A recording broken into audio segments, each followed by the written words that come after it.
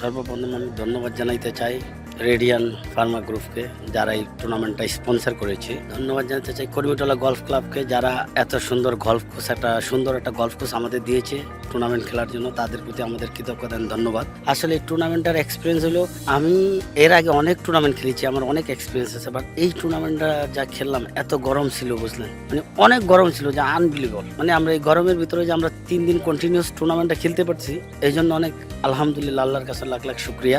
আর এই টুর্নামেন্ট জিতে আমার খুব ভালো লাগতেছে। এর আগেও আমি টুর্নামেন্ট জিতেছি, বাট রেডিয়ানের টুর্নামেন্ট আমি জিতে আমার কাছে খুব আনন্দ লাগতেছে। আমি অনেক ভালো গলফ খেলেছি, আমি আসলে এই গরমের ভিতরে আমি অনেক ভালো খেলেছি। I am so happy for win for radian tournament. এই টুর্নামেন্টটা অবভিয়াসলি স্পেশাল ফর অব্র ভাইয়ার জন্য। অব্র ভাই এই টুর্নামেন্টটা পার্সোনালি সে স্পন্সর করে, সে গলফটাকে ভালোবাসে, আর আমাদের প্রফেশনালদেরও সে অনেক ভালোবাসে।